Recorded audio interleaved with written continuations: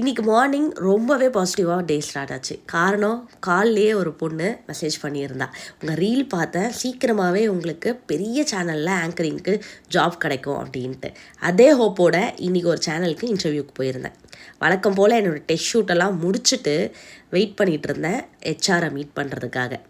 அவங்க வந்ததை என்ன சொன்னாங்கன்றதை நீங்களே கேளுங்க. என்ன வாழ்க்கடா இது, தெளிவாக சேலரியெல்லாம் பேசிட்டு தான் இன்டர்வியூக்கு வரேன். ஆனால் இங்கே வந்ததுக்கப்புறம் சேல்ரி எங்களுக்கு சூட் ஆகலை, பார்த்து சொல்லட்டுமா, அப்புறமா கால் பண்ணட்டுமான்னு சொன்னால் நான் என்ன தான் பண்ணுறது? இதுக்கு அப்பயே சொல்லியிருந்தால் நான் வீட்லையாவது நிம்மதியாக தூங்கியிருப்பேன்ல. சரி, இது எப்படியோ போட்டோம் அப்படின்னு நாளைக்கு என் லைஃப்லேயே மறக்க முடியாத ஒரு நாளாக இருக்க போகுது. அதுக்காக ட்ரெஸ் பர்ச்சேஸ் பண்ணலான்னு கடையாக ஏறி இறங்கினேன்.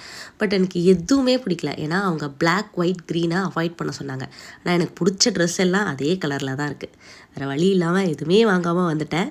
ஆனால் நாளைக்கு என்ன ஸ்பெஷல் டே அப்படின்றத கமெண்ட்டில் சொல்லுங்கள். நாளைக்கு என்னோடய ஸ்பெஷல் டேயில் பார்க்கலாம். பாய்.